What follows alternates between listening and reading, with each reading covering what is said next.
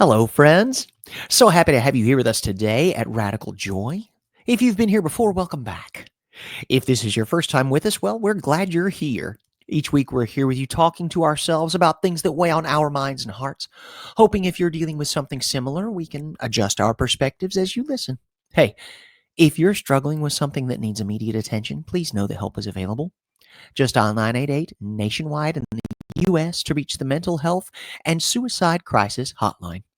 All of us here at CLW Studios believe that mental health is a vital part of our well being. The more people we meet and the more places we go, the more we realize how important it is to make people aware of the fact that there is no shame in enjoying the parts of our lives that are incredible. It's time for some radical joy. And this week, the three fingers pointing back at me are for R. Daniel Walker, a polyamorous single father, art photographer, massage therapist, and recently elected business agent for the local labor union. He spent his entire adult life in areas of work that serves others or has an artistic or creative foundation. Our Daniel and I have been friends for many moons. We got to hang out at some of the most unpredictable places and circumstances, which I've always enjoyed. And whenever we started talking about Radical Joy, he wanted to come on the show. And I thought that would be an absolutely excellent idea, especially for Pride Month, making sure that any and all of our community members were represented as best we could. And as part of I don't like to call it alternative, but what I would like to say is part of the community. It's always interesting to make sure that we get as much information as we possibly can from as many representatives as we can. And so today, Daniel's with us to give us a little bit more insight onto the dynamics of polyamory and his experiences, as well as just sort of have a nice little comfortable chat to make sure people have as much information as possible. So, Daniel, welcome. Good to see you, friend. Good to see you, buddy. I'm excited about this. Good. For anybody who's looking at the video right now, because you may be on YouTube or whatever, Daniel and I are wearing our matching Paint, Nails, and Punch Nazis t-shirts, which I love. I'm a little jealous. Yours is a hot pink, where mine is more of a bubble gum or baby doll, but whatever. It's fine. It's cool. Oh, I'm not baby that doll kind for of my chick. baby doll. Okay. Oh, Daniel and I met doing shows in Birmingham Theater years ago, and we Years have ago. followed each other's progress over, gosh, now decades.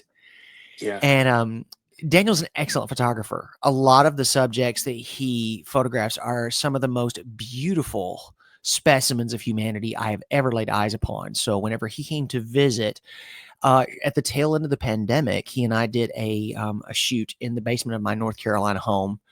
And those images still haunt me with coolness years later. People keep asking me, like, who did these? Like, let me just pass you his number. He's absolutely fantastic. I made you look like a badass. It's the truth. It is the truth. Whether I was wearing nothing but orange underpants or my tuxedo, I felt like an absolute rock star stallion. Make no mistake. And it from watching what all kinds of things and the sort of media that you produce with your camera lens and artistic sensibility is just a glorious thing. So to be able to work with you on what we got to do was a joy for me. And those images still, I tell you, I keep those in a special folder in case anybody needs a good photo of me. Nice. I love it. Oh. Now, as part of our Pride Month series, the main reason I would say that I would love for you to be here, for many, but definitely the one that stands out in the front, is just a little bit more information on your, if it's okay to say, evolution in your relationship status and objectives and perspectives, so that you can give us just a little bit more information on that community.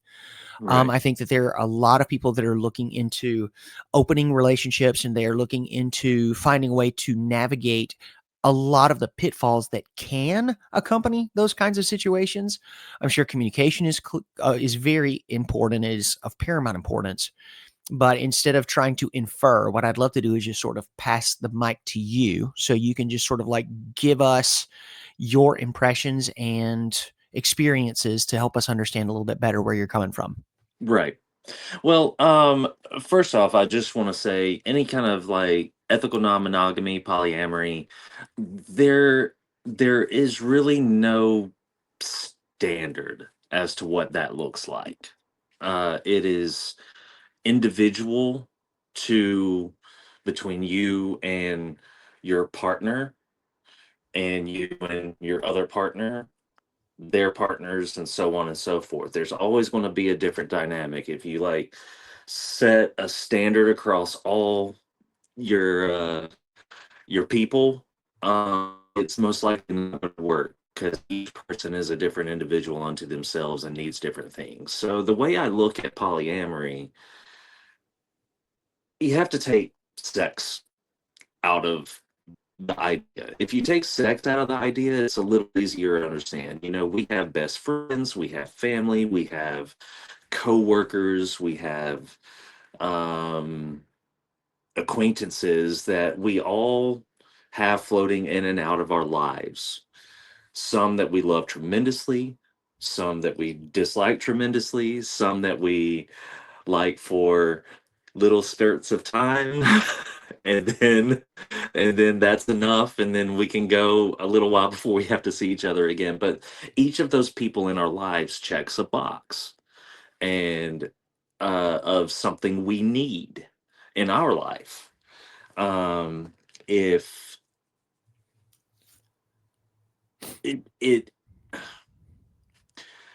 In relationships, we like to look at things as, being there for our partner, non-selfish.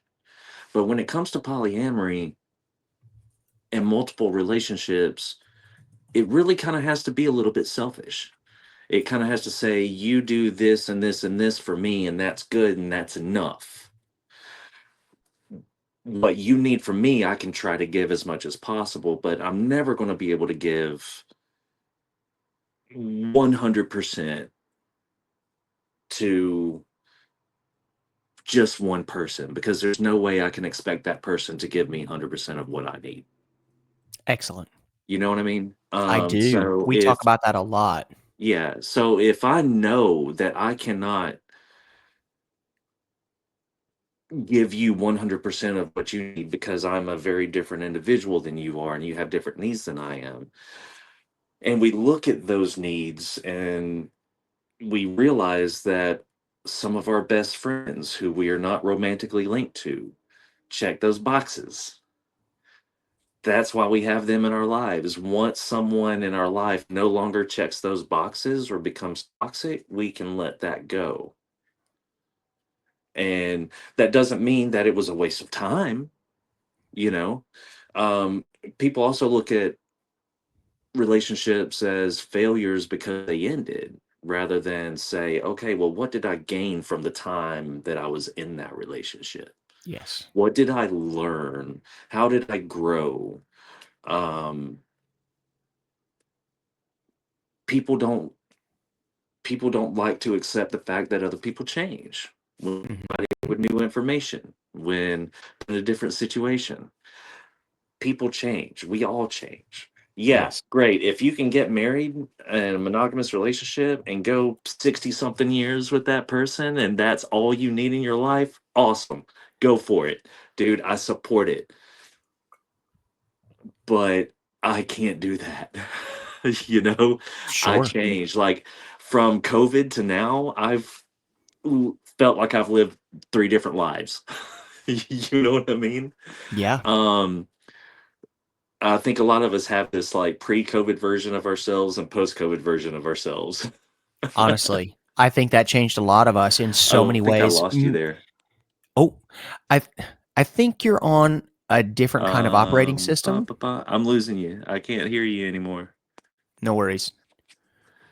Let me Hold see on. if Let me do this.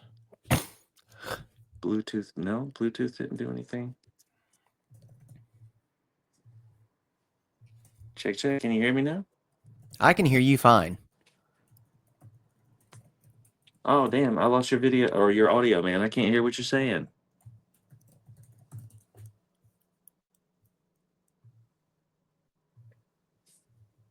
Texting you. Can you see? Can you Yeah, hear I me? can do that. Okay, great.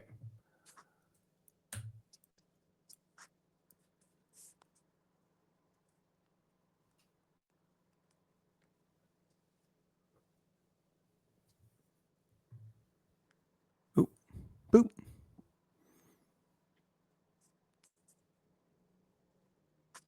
We might be able to save Just some of that, saying. right? Oh Sure. yeah, totally.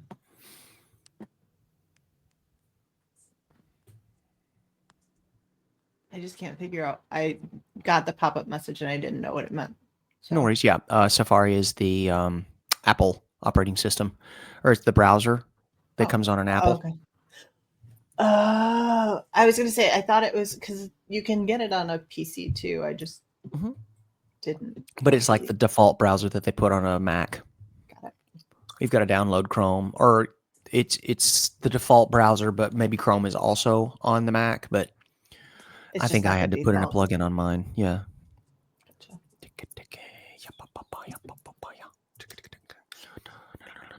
So is he switching browsers? Is that what's I happening? assume I have not heard back from him on that. Okay. I heard him say, "Yeah, I can do that." So I guessed Right. that was what was happening. I heard that, but he hasn't texted back with any kind of information extra. So,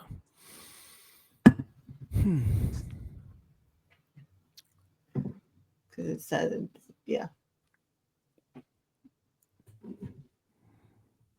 wakey wakey, eggs and wakey." Oh, I'm awake. It's just that my I know. my itchy eyeballs. I just put Yeah. drops in. Just say the corners right here are super red. Super red, right? Yeah. Super red. Super. I told folks on TikTok that I got some nettle tea. They're like, "Why didn't you just pick it?" It's like, "Where? In the fields." I live in the city. What fields exactly are you talking about, ma'am? Well, no, if you go out in the field, it's like, aren't there wild animals who could piss on this first? Well, yeah, but you could still get it for free. I said, instead of €3, I think we're good. Thank you, ma'am. What the?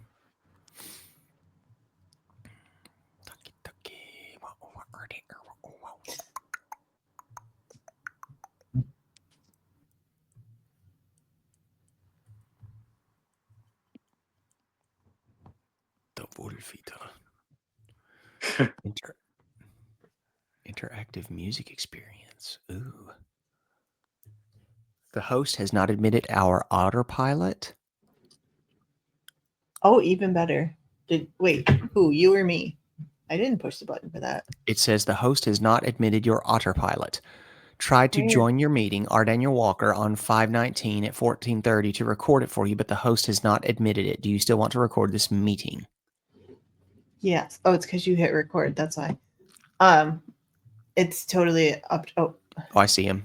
We there got we him. go. There we go. Sweet. I'm gonna kick this out. Okay. I can hear you both. Okay, and we can hear you. And you just got you. Yeah. Good, good, good. Hey, I ended up it wouldn't let me use Chrome, but it allowed me to download the app. Oh, good. I'm sorry. I know that's kind of a pain, but this hopefully is going to be much better sound for us as well. Oh, all good. All Okay. good. Wonderful. We never stopped recording. We're just going to chop out that business in the middle. Sounds good. All right, let's see. Where was I? We were talking about how, you shouldn't consider any kind of relationship a failure. Oh, yeah. Okay. Mm-hmm. So the way I look at relationships that end is, did I learn something from that? What aspects of that time was beneficial to me? Yes. So being able to accept the good and the bad at the same time and acknowledge that there were some really good things, whether it meant the same to that person or not, it doesn't really matter. It meant that to me. Exactly. You know what I mean? Sure. So it's up to each of us to decide how we're going to view the relationships we're in. And so in polyamory, if you take sex out of it, you can look at every single relationship you have as a being polyamorous. I mean, we have family, we have friends. Polyamory just means multiple love, you know? Sure. Now, once you start adding sex into that, that's where it Yes. gets complicated. Right. Because everyone puts a different level of expectation on what sex means, Yes. you know? We have a variety of options for sexuality: demisexual, polysexual, asexual, bisexual, all of those different things. And so sex is going to matter in a different way to each individual that we interact with. As well as their sexual identities, I would assume. Yes, most definitely. Right. Um, that has been something. I'm 45 now. I've lived the majority of my life with a certain understanding of what to call people as far as pronouns when I see them. That Mhm. was built into me. So it has taken me time to learn how to unlearn that. You Yes. know what I mean? I still make mistakes, but luckily I've got uh trans and non-binary people in my life who are very forgiving and remind me, and they don't do it in a negative way. They understand that old dog new tricks. You know what I Sure. mean? Well, of course. Well, and also for an entire existence of most of us, you look in a direction and a certain person bears a resemblance to what we've always known to be, and we are entering a different era. I don't want to say new because it's not a new idea. It's just something that we haven't really paid homage to very heavily over the last however many decades. And now it's starting to enter into the mainstream. It's one of the biggest topics that we talk about, Yeah. especially in the turn of the political climate that we're currently facing and dealing with. It was just an enormous thing. Even though I think the population is very, very small in relation to the whole, Hmm. it's still a very inflammatory topic to some, and it's still a very crucial topic to others. I'm just like, okay, great. And Yeah. I think honestly, everyone's right in those two respects. Like, sure, somebody's going to get mad about it.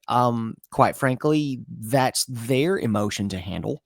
Hmm. And then the rest of us, for those that want to be respectful to the community, we're like, great, okay, cool. Right. So educate me. I'll do my best to remember, and please forgive me when I slip because it Yeah. will happen. Right.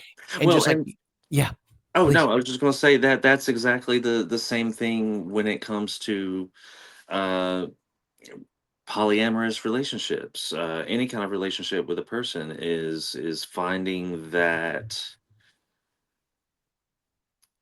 the way in which that works between you, um and understanding what that partner or person needs from you as far as certain amount of quality time, setting boundaries, those kind of things. If I've got a friend who is trans or non-binary, or chooses to use uh different pronouns, um yes, it is up to me to have to learn how to do that. But when you're in that relationship and you have those people around you, surrounding yourself with people who also understand where you are coming from, in your journey in learning how to accommodate their needs. Yes. Which, as with anything in polyamory, it's like, okay, what are you doing, or what is it about you that checks boxes for me? Um, and is that, to me, worth investing time into this? Like, Yes. it's, yes, I want to do something for you as well, but I also need to make sure I'm getting something out of it. And if I'm not, then I ain't got time for that. Sure. But I think where I was kind of going earlier, me, ADHD, get sidetracked, is the idea of it's up to us individuals to work on our own emotional conflicts. You Yes. know, jealousy Oh, yeah. That must play is in. it is it, it is huge Yeah. when it comes to, and the idea of you made me feel this way. Okay. You know what I mean? It's like, no, my actions caused a feeling inside you. Now it's up to you to how to respond to that feeling. Not saying I'm right in doing what I did, Mm-hmm. you know, but I'm just saying that I can't make you do anything. Right. And Um, again, your emotions are yours. My mhm, actions, I understand that many of them come with consequences. All of them come with consequences of some ilk, for mhm, sure. It's just one of those things where I do something that you find unfavorable, you respond, and you have your feelings. I've done the action, and we have to communicate about how to avoid that in the future if that's something we want to give weight and credence to in the first place. mhm. Yeah, Yeah. yeah, for sure. And jealousy is a big one because jealousy is solely comes from something within each of us. Like, Yeah. so rather than processing jealousy as they did something to hurt me, we have to process, why am I feeling jealous uh in response to what they did? Like, what Yes. is it about me? What has happened in my life that has made me feel this way that I maybe can't trust my partner? And that curiosity is so important. Right. And That is in really a crucial polyamory, moment. you have to be able to trust your partners. You have to be Sure. able to trust all of them. If you know, a lot of people can be polyamory when it's them being polyamorous, Yeah. but they struggle with their partners being Really? polyamorous as well. Yeah, it's because you know yourself. Yeah. You know yourself. I know I'm not going to cheat on you. I know I'm going to communicate. I know Yeah. I'm going to do the things that I need to do to make this work. I know that. But because I can't step into their mind, I don't know if my partner is going to feel the same way. Yes. And in that little line is that jealousy. Like, there's some trauma inside that little space Human that nature. that creates jealousy. And so Sure. we have to figure out what that is to know if we can continue on in that relationship or not. Yeah. No, that makes a lot of sense. And two, there's part of me that thinks, it's safety on many levels. It's a safety as far as like trusting my emotional well-being with someone Mhm, who I don't necessarily know as deeply as I would like. And now I feel exposed, vulnerable. Not to mhm, mention the fact that if you end up that you should not have or could not trust that person, that now you're also exposed to possible STIs or any number of things that may go along with the situation that bears resemblance to this. Also, I would like to say this is honestly very, very new territory for me. If I use terminology that's a little bit off, please let me know. It's not intentional. It's just it's my ignorance playing its part in my mouth. So make sure I stay on the right track, please. yeah, I well, invite correction whenever I step out. yeah. So Well, when it comes to labels and phrases and things like that within that community, again, that's one of those things that changes per individual. What a you know, the difference between a primary partner or an anchor partner or any of those kind of things. well, Those people fill can us see in. those. Well, so a primary partner, you would normally consider the traditional view of it. A primary partner is like your husband, wife, Mhm.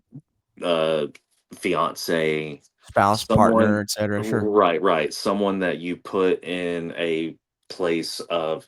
And primary partners are usually only in hierarchical um polyamory, which Mhm. is often frowned upon, just like unicorn hunters and things like that. Um, do you know what a unicorn hunter is? I don't. You're Okay, using all this terminology like I know any of this. That's why it's you're here. Educate it me, is please. it is a unicorn hunter is a established couple who is seeking a third to just come and go whenever. Oh, This third person, the they don't get the emotional connection. They don't get the invited over for holidays. They are not considered a part of the relationship. There is oh. a it's just bringing in a third to do with, you know, what we want. To They enjoy, don't get sure. right, right. They don't get the option to have alone time with either of the partners. Oh. The only time they're there is when they're there with those partners in that sexual situation. Um, Now, I'm not saying I'm not saying that that's bad or evil or Mhm. unethical in any way. As long as you are upfront with what you're wanting with the person and what the limitations are within that, by all means be a unicorn hunter if that's what you want.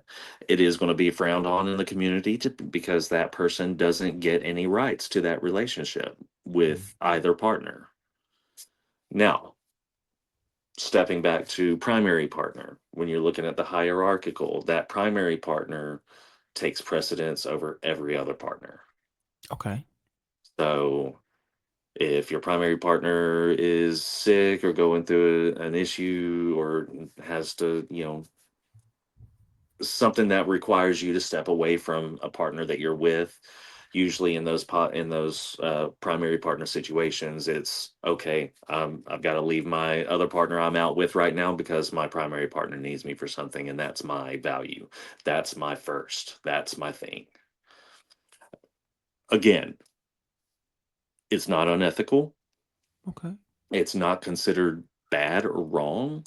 It's just not viewed favorably because your other partners do not get the same benefits. Yeah. Okay. And again, like you said, as long as everyone knows the situation moving into it, there's no issue. Because, Right. grown consenting adults, yes, yeah. Right. It's just that clarity of communication to make sure that everyone knows the program. You'd mentioned Right. earlier, says it may sound selfish. I don't think it sounds selfish. I think it needs another level up of clarity for everyone involved, not trying to be harsh, just making sure everyone knows is exactly on the same page. Right. We are Well, I all, mean, it's all about creating boundaries. It's yeah. saying if you do this, this is what's going to happen. Hmm. Either, we're going to have to take some time about it. Like doing this thing causes this result. Are you okay with that? And then it's up to you to go, yes, I can manage that. Or it's up Hmm. to you to say, no, I can't do that. But what I can do is if this happens, then I do this. Will that be okay? It's a negotiation, Okay. you know. Sure. And that's also another thing that upsets a lot of people is sometimes in that boundary setting and that communication, it sounds very formal. It sounds very contractual. And so a lot of people can feel a lack of passion out of it. Mm, You see what I'm saying? Because I it is do. very structured. It's this and this and this and this. Like I do Sure. this and this and this with you, and then I do this and this and this with other partner, and then I do this and this and this with other partner. So it's not about giving every partner the same every time. Like if you go out to eat at your favorite restaurant, maybe not all your partners like that restaurant or that style of food. Hmm. But if you're, if you feel like, oh, I have dates with, let's say you have three partners. I have dates with three partners. I have to go to the same restaurant and spend the same amount of money and do the same things. Otherwise, someone's going to get upset and jealous. That'll never work out either. Right. No, You know. it does sound like a lot of effort for someone on the outside who doesn't necessarily have a lot of experience. I'm like, that is a lot Mhm. of investment, I think, on literally every member's part. And I'm just like, wow, okay, got it. It's so easy, I think, for people to pass judgment instead of just being a little bit more open and curious about how the whole thing works. Because like what you're talking about, we're not talking about good or bad. It can appear as very structured or very, in some cases, very transactional, and that isn't it. It's just that it has to be so clear Mhm. so everyone is fully informed and can make an informed decision moving forward to join into a polycule or a community as Yeah. such. Yeah. Uncommunicated expectations are relationship killers. And resentment waiting to happen. Hmm. Yep. You're setting yourself up for failure. Yes.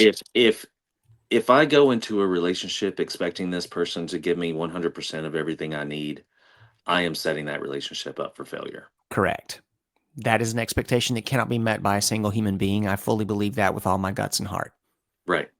Right. I do. That's why we need a tribe. And whether it is it's platonic or it's romantic or sexual or whatever the thing. I think that a multitude of people is a much more effective way of making sure that as many of your needs are met in your community or tribe of people. Right. Yeah. So I now, mean, I think if sex wasn't an issue for a lot of people, mhm, most everybody would be polyamorous. okay.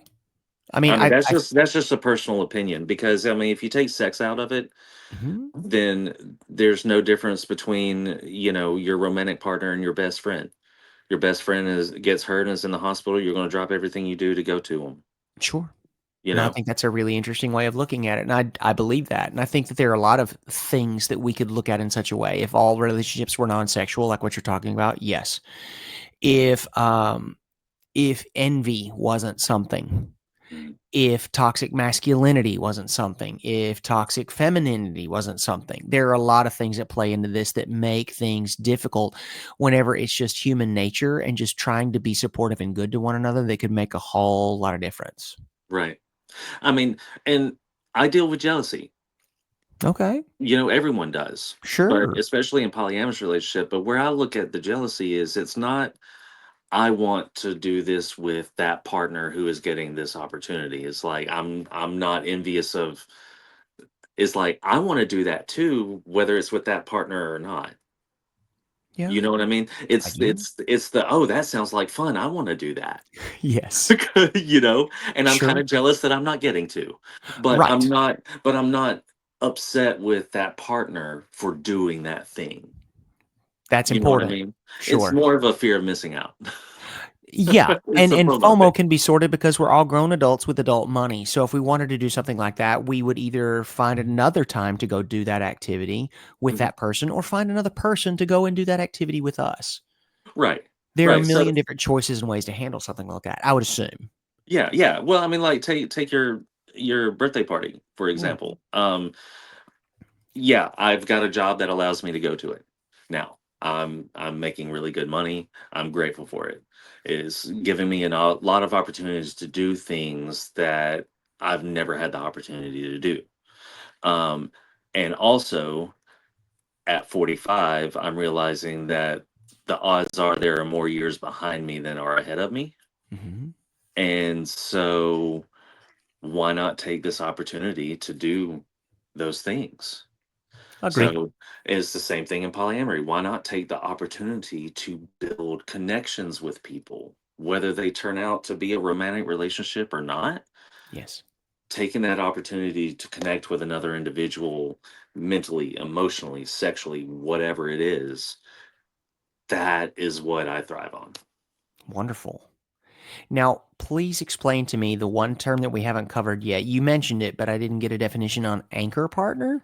Oh, okay, yes. An anchor partner is essentially the same thing as a primary partner, except you are not putting that partner um, at a higher level than anyone else. So normally anchor partners are going to be the partner that you do live with. Maybe you have children with.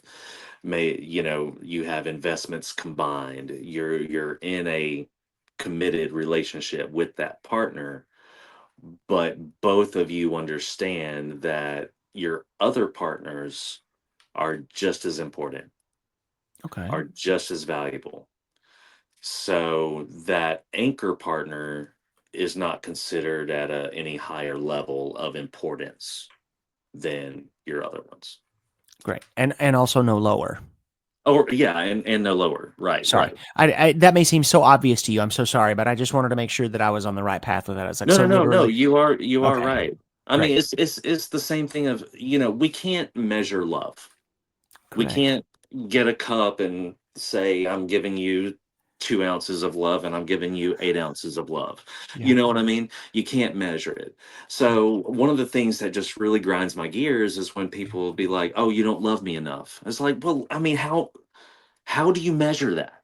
Yeah. Because I feel like I am giving you the love that I would want to receive. And I feel like that's a lot.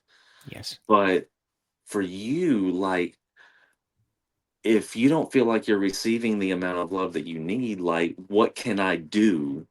Like, what other things can I do to get you to that level? It's like, no, I can't measure it in a cup, but if you tell me some things that you need, I can see if I can accommodate those, and if I can accommodate those, then you would feel like I loved you enough. Okay, nice. You see what Now, I'm saying? I do, and it brings up other questions, and pardon me, I'm just gonna keep poking at you. That's fine. Say someone, because I find in my own, like, very specific one-way kinda situation, whenever I ask one thing of one person, they fill me up to above my fill line. I can ask the same thing of another person, and they will accomplish said task or duty or whatever we wanna call it. Honestly, it on the outside, it looks identical, but Uh-huh. it'll only get me to, like, a quarter. Right. I think there is a dynamic element to this as well, as far as, like, who is completing the task and what they are offering. Like, as far as, like, a value place, it's the person offering, what it is they're offering, and how effective it is in satisfying whatever need it is you're feeling. Right. Yeah, Okay. and it could be that you have two people providing the same thing that you need in the same level, same way, whatever. But the other boxes on the peripheral of what you need, those two people check different things. So this Yes. particular moment in this particular instance, partner A may be fulfilling a little more in your eyes because they also check this other box that relates to it.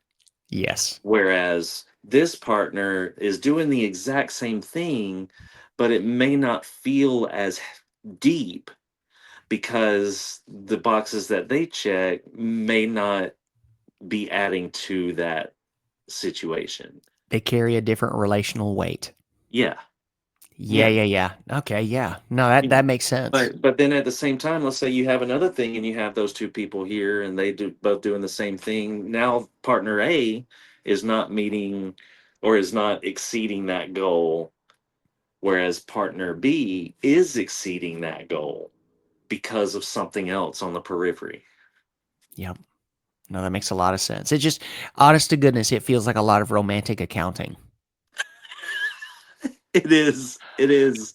It really does, and I'm here to say it's not that I'm afraid of hard work. That's not the thing that I'm saying. And what I'm it just keeps ringing in my ears. I'm like, I throw a lot of admiration and respect at it because people really want this to work. They're making these close knit groups of these very specific lovers and friends, and it's just wonderful that they want to go to that length to make sure that they can make it as successful as possible, and that takes a lot.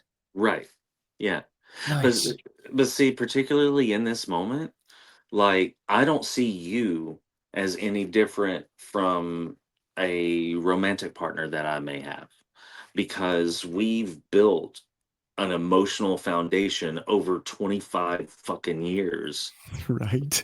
that and we've established within our lives um this understanding that we may go months or years without talking to each other, but the moment we come back, it's like not a day has passed. Sure. And, and we still respect each other. We still love each other. We appreciate each other's work. We support each other when we can. We check in on those rare occasions where we're like, hey, I was just thinking about you.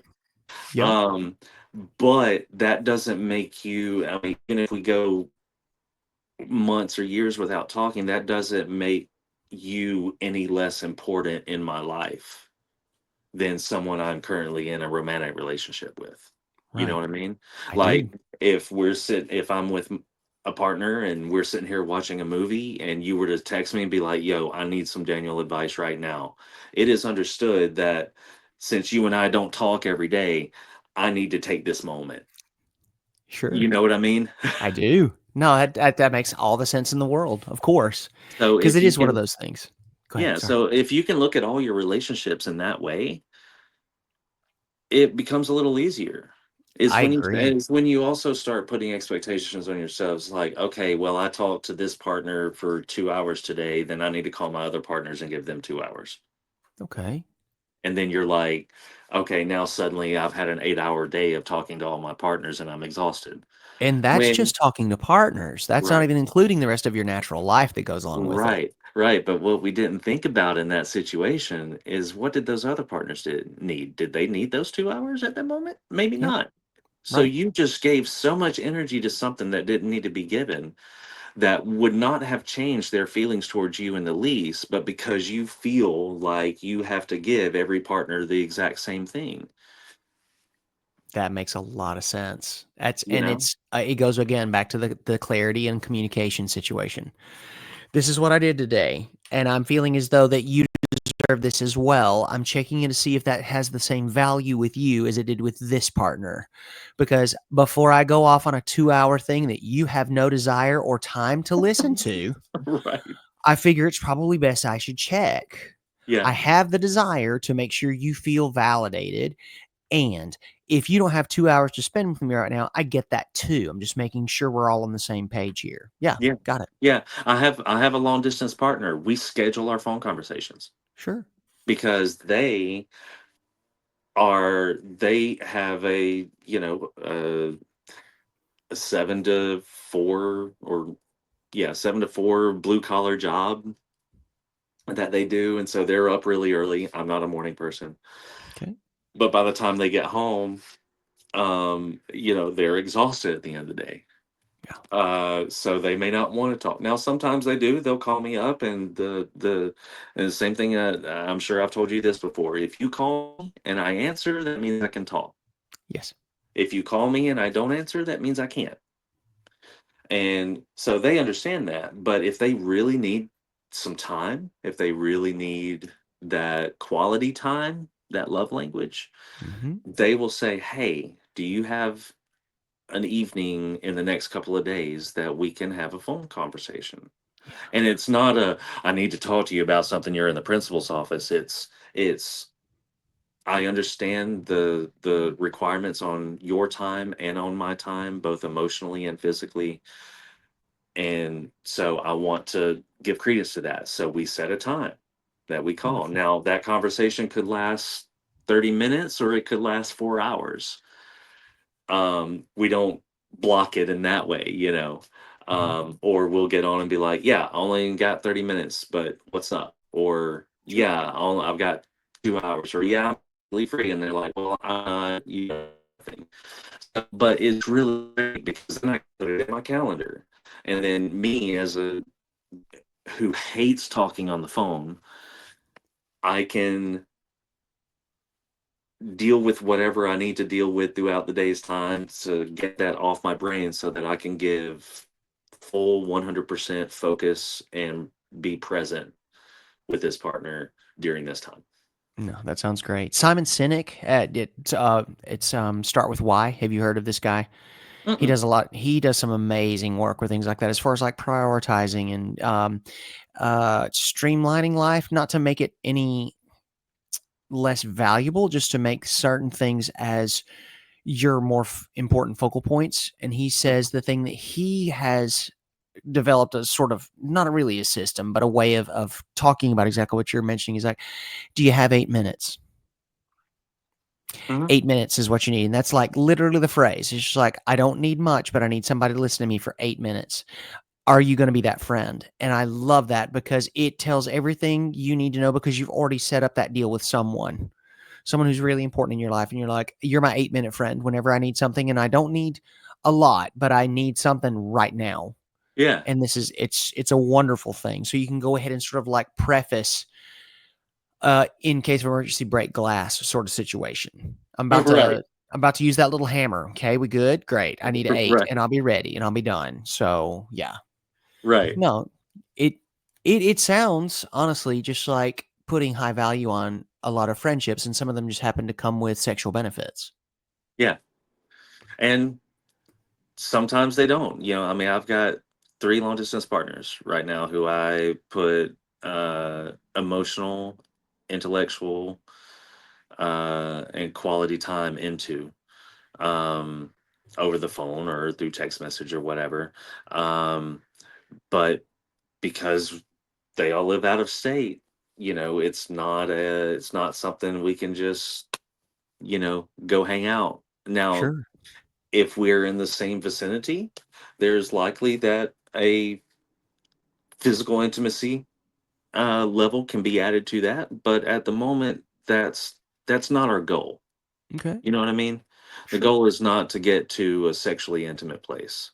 The goal is to have an intimate connection with another person that we can love and trust and want to spend time with. Um, Wonderful. and then if that becomes sexual down the road, great. If not, that's fine. And in my life, one of the things that led to me accepting who I am as polyamorous is the fact that I've always, in my entire life, put a very high level of importance on people I care about.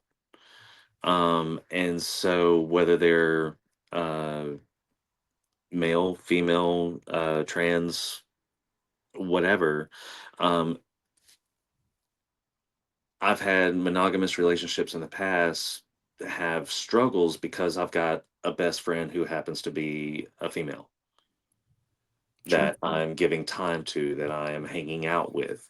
It's not sexual by any means whatsoever. It's just a Hmm. really solid, good, emotionally connected friendship.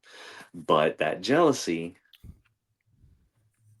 this other partner couldn't deal with it because every other partner in their life or whatever, when they had a best friend who was of the opposite sex, cheated on them. Hmm. You know what I mean? Yes. So that and um the fact that sex has never really been like the mark of what a relationship means to me. Okay. So I prefer to be demisexual. I prefer sexual interaction that has an emotional connection to it, Hmm. but it's not necessary for me. You know Excellent. what I mean? Yep. If I'm in a moment and it's fun and we're both there and we're wanting to do the thing, then great. Let's go for it. Let's have fun. Let's enjoy this experience. Right. It may not turn into anything, but let's also be safe. Sure. But that does not mark a sex does not create a level of importance in Great. my mind. Now, if you wouldn't mind, again, whenever I hear these terms, I say super. There may be people listening that aren't necessarily familiar. Demisexual meaning. Demisexual meaning you can't, well, I hate to use the word can't because it sounds so final, but essentially you you physically cannot have sex with someone who you don't have an emotional connection with. Okay. So the only time that you really find yourself sexually aroused by a partner is, or a potential partner, is when an emotional connection has been made. Excellent. Thank you Yeah. for that. Well, that's Yeah. wonderful. Great. So, No, um, yeah, what give it's me brilliant. more. I know that's just it. It's just like where do you begin? Where do you end? It's mostly the thing. It's just it. I think this is a wonderful intro to a lot of people as far as like the idea of it, what it contains, what it entails. Right. There's clearly so much more to be discussed, but I think as far as like a nice little sort of icebreaker slash Mhm. intro level, I think this is wonderful. Just getting more perspectives from the inside when a lot of people have very specific ideas about what polyamory is, Mhm. how it works, if they even get that far in their process. I think a lot of people just sort of dismiss it as something that they would never try, or they have a lot of very specific and uh, negatively connoted opinions on it. Right. Whenever it's just like, well, I understand that you feel that way, and I'm also curious how much you know about it. Because I Right. think we live in a place where a lot of people just go ahead and naysay something without really fully informing themselves. They just know that it's not what they're used to. And Right. somebody along the line said, well, that's just cheating. Well, I think you're overlooking a lot of nuance in that conversation in question. Oh yeah. And so you should probably want to learn a little bit more before you try to slam a sticker on it or try to jam it into some little pigeonhole that you have an idea it belongs in. Well, I mean, and that's I think that's one of the things about ethical non-monogamy and polyamory and open relationships and things like that that are difficult is because it's all based in who you're having sex with. Yeah. You know what I mean? Like if I'm on a dating app and I say I'm poly and people are like, "Oh, I'm not into that." I'm like, "Well, why don't you take some time and let's talk Yeah. and you tell me what you need and I'll tell you what I'm looking for. And if those things can jive, then we can try to, build something, even if it's just a friendship. Yeah. Like, oh, this is what I was going to say earlier. Yeah. Growing up, I lost friends, opposite sex friends, because I told them how I felt about them. Okay. So I'm like, I like you for more than just a friend. I would like to date you. Oh, okay. Well, now we can't be friends anymore because you want to fuck me. And I'm like, no, I just want to like go to a different level than where we are. And if you can't do that, then I'm okay where we are. I Yeah. would just like to move forward if that's an option. Sure. You know what I mean? Sure. Like, but so many people can't separate that. Well, to be fair, not many people have actually probably presented it in exactly that way. Whenever they say that, there's a very specific answer that almost everyone thinks you're saying. Right. And it takes a different kind of communication to communicate that clearly to someone who has an expectation of where that conversation is going versus where it is actually going. Right. Right. Plus, also, I mean, pardon me for saying it, and if this is out of line, well, that's just what it is. I'm certain that there are plenty of people out there who have used whatever line and whatever blah, blah, blah that they Yeah.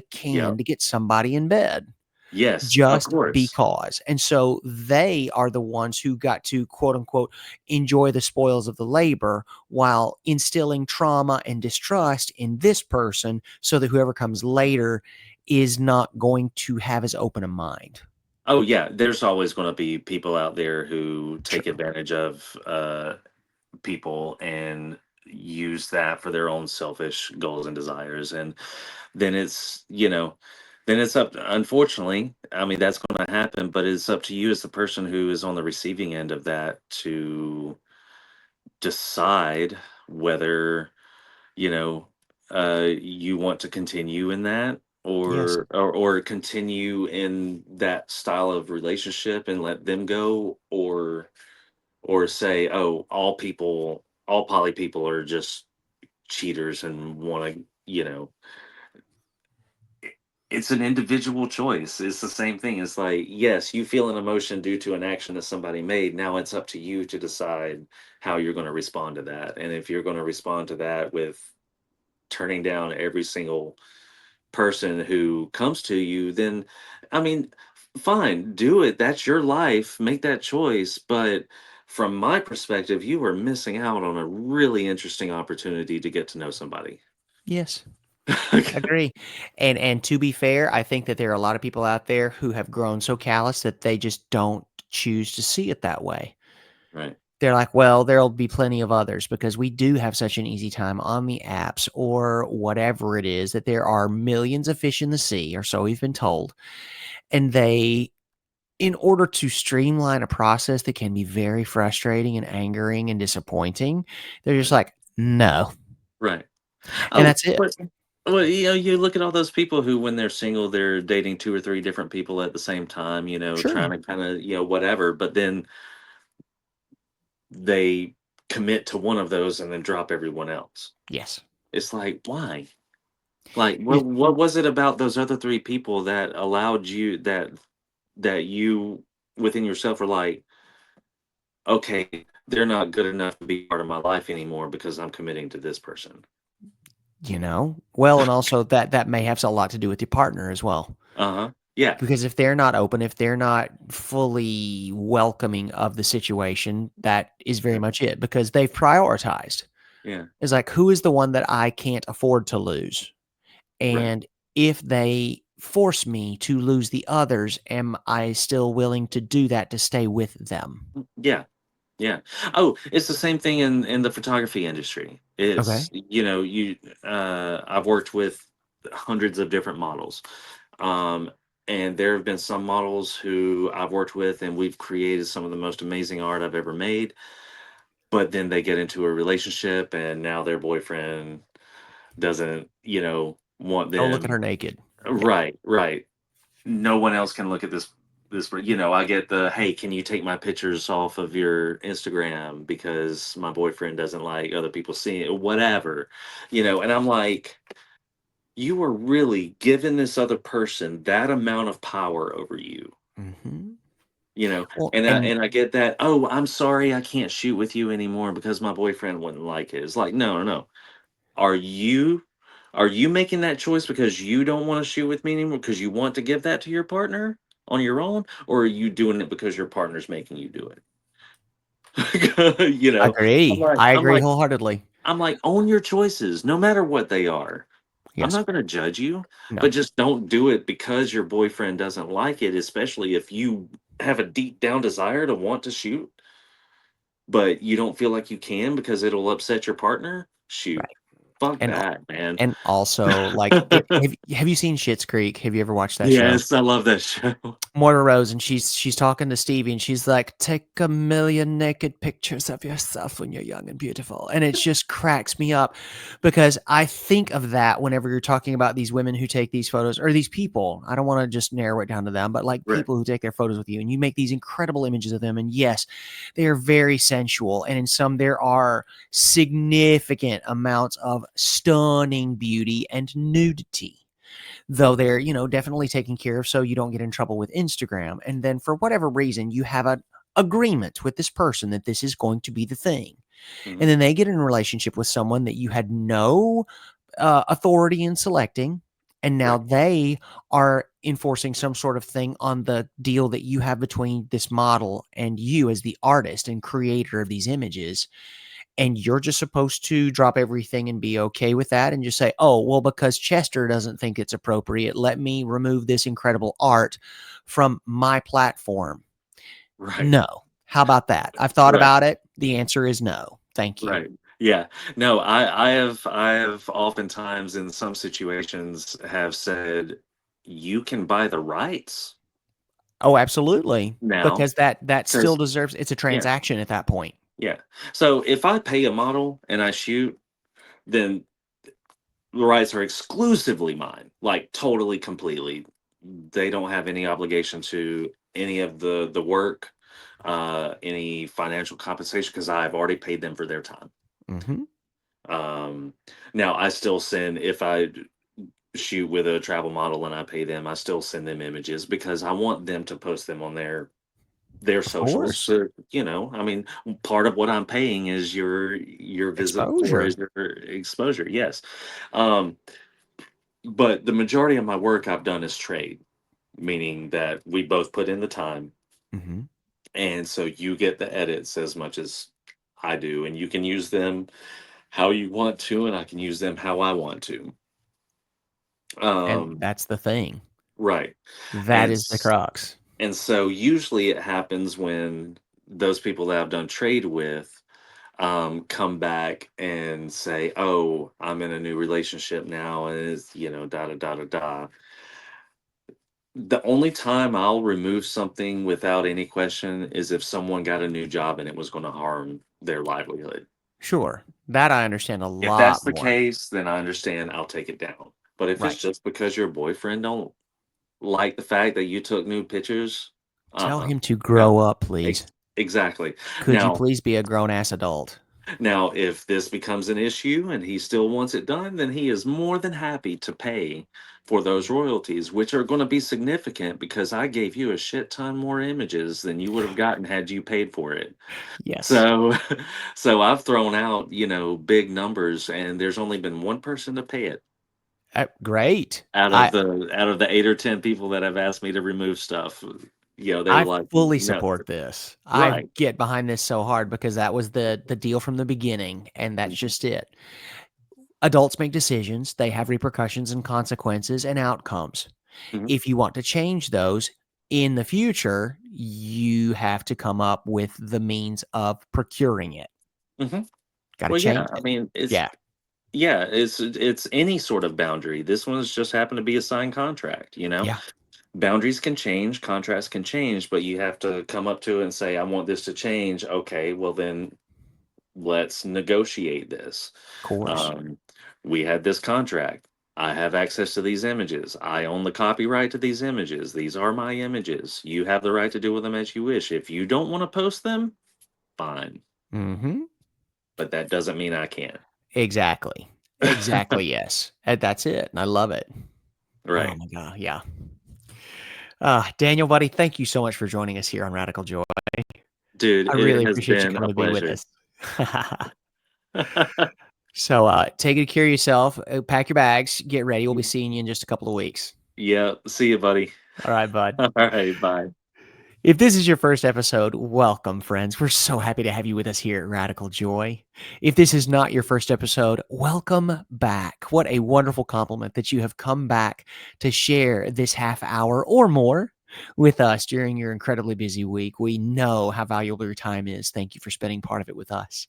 If you're the kind of person who likes to leave a review, please do so. Leave us 5 stars on whichever platform where you're listening. Please take a screenshot and send that to us. Make sure we get it because we would love to send you some swag to thank you for the good press. More than likely, it's going to be a sticker. We've got a brand new look here in our season 3 at Radical Joy. We'd love to send you a sticker that's going to go on a journal or a water bottle, laptop, wherever you feel like sticking a sticker. Ladies and gentlemen, thank you so much for being with us today. Hey, and everybody else, please always, always remember just exactly how much we love y'all.